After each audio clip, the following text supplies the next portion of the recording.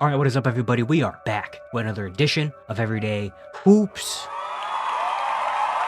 Hope you guys are having a good one. Today we have episode 26 of season 3 of the Look-In series, a series I do at the end of each team season where I go back, recap the team season, see what the future holds, and look into what this team is doing. Today's episode is on the Denver Nuggets.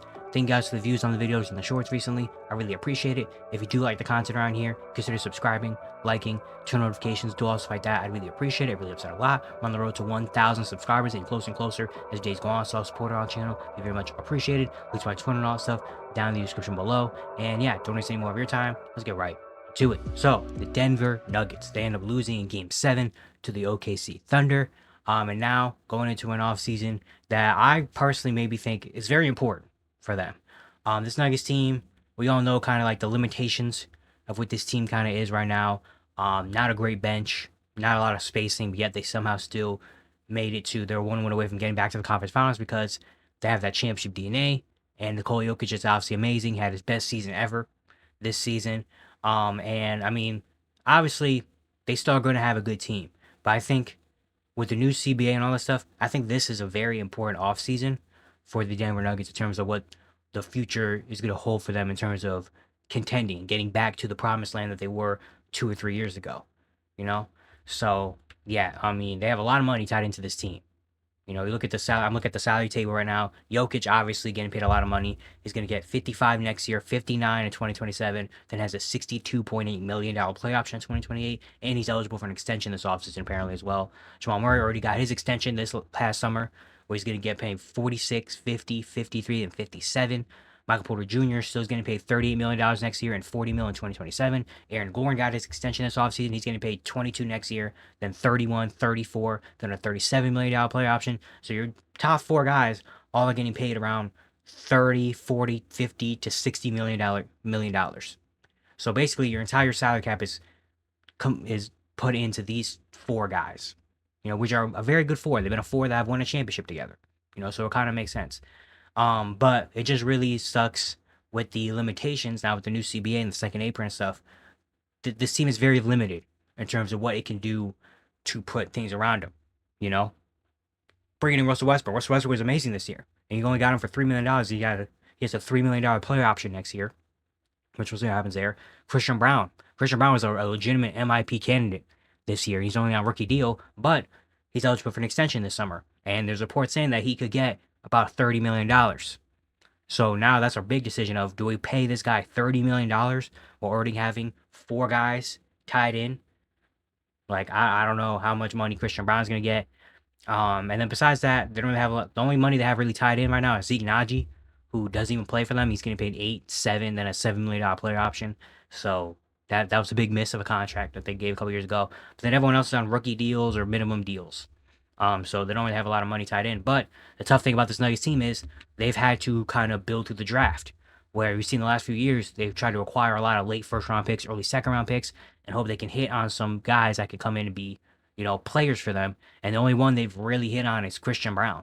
All the other ones, Payne Watson is a rotational guy, 9th man, but he still has a lot of works to go. Julian Strawther, you know, he had that big game 6 that kept the Nuggets season alive. He's still not very there yet. And then other guys like Jalen Pickett, Hunter Tyson don't really play for you. Then you have Deron Holmes, who's your first round pick this year, that unfortunately couldn't play this year due to AC. I think he tore his ACL, but he should be back next year, and I think he'd be a very solid player. Zeke Naji, you paid him up money, gave him an extension early.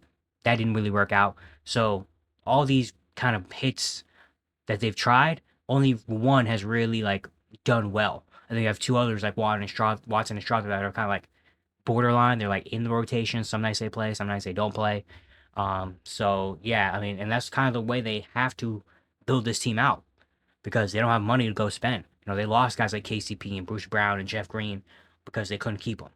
You know, and now they're running into a situation this offseason where if they do want to progress this team further and make a big move and kind of change things up, they're probably going to have to trade one of their core guys, you know, and it most likely probably is going to have to be Michael Porter Jr. Jokic, obviously, you're not touching. Aaron Gordon, I feel like Aaron Gordon is too integral to this team. What he did this playoff run, he is the Nuggets. He's like the heart and soul of the Denver Nuggets, and Nuggets fans love him. I don't think you can give up Aaron Gordon. Jamal Murray could be a conversation. He gets paid a lot of money. He's also an integral piece, obviously, to this team. He is a legend in Denver Nugget history.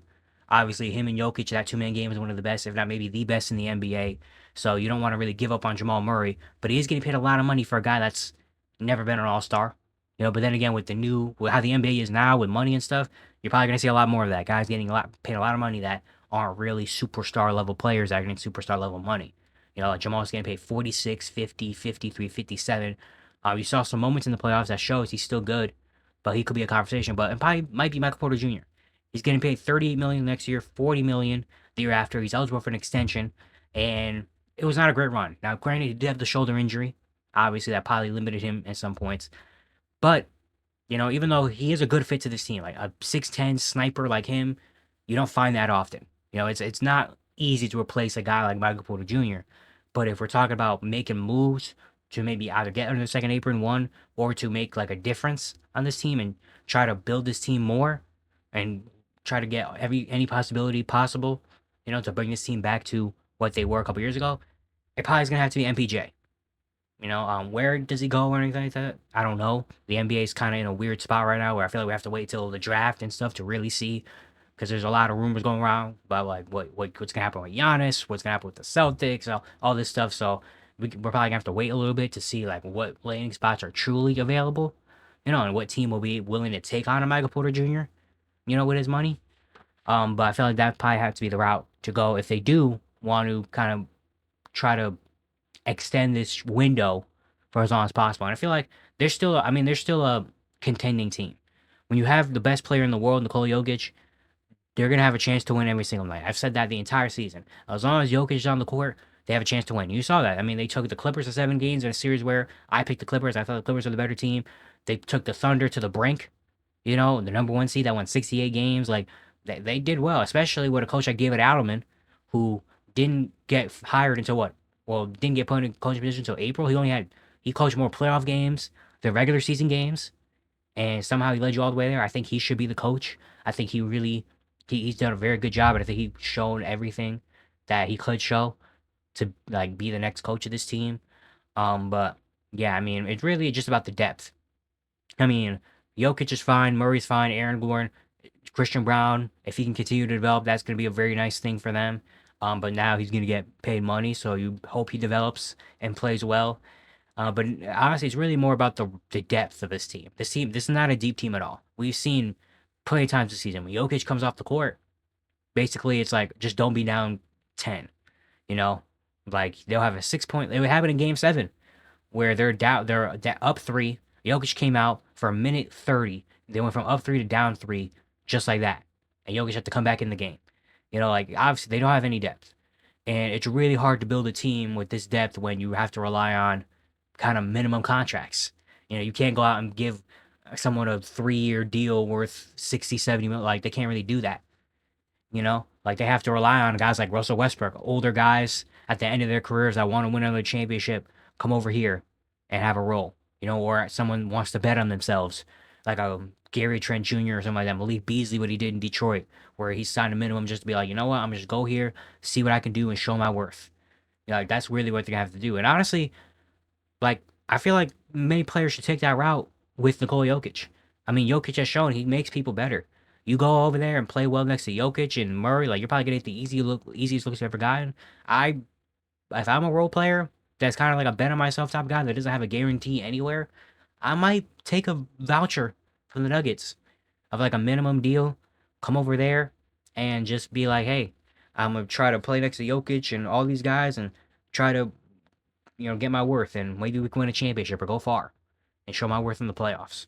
Like this is still gonna be a very good team. Obviously, they're not going anywhere anytime soon. As long as Nikola Jokic is on this team, they're not going anywhere. They're gonna be a 45 to 50 plus win team every year with him on the court. That's just what it is.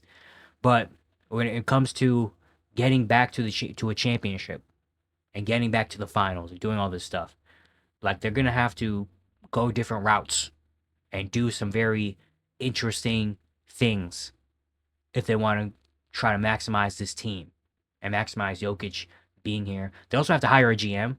Like they fired their GM, they fired their coach, which I think their coach is already set in place. It should be Adelman, but they still have to hire a GM too. So that's obviously something that's really going to be, that's obviously going to take some time potentially. So yeah, the Nuggets. I think it's a very important offseason, man. I think getting the GM right, making a move if a move is out there, maybe getting rid of one of these big contracts and going to find some other guys and maybe trying to draft well.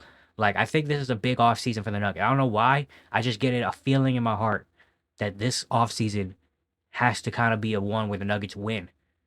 Because if they don't, then maybe we're just gonna be in this era of Jokic carrying you all the way and more. I mean, it's back-to-back second-round exits in Game 7. Like it's gonna. They're like, I just think they're gonna have to make another move if they really want to get back to the promised land of where they were a couple years ago and get back to that, championship type of team. Even though they're still really good, so I'm gonna be keeping an eye on the Nuggets, seeing what they do, seeing what decisions they make, and it should be very very interesting one. We'll say it should be a very interesting offseason for them. But guys, good video today. Hope you guys enjoyed. Once again, if you do like the content around here, consider subscribing, liking, turn notifications, do all stuff like that. I'd really appreciate it. It really helps out a lot. Once again, I'm on the road to 1,000 subscribers, so all the support around the channel, be very much appreciated. And yeah, there's a playlist up here somewhere. You can go out, check the other episodes of the Look In series. And yeah, I'll see you guys tomorrow.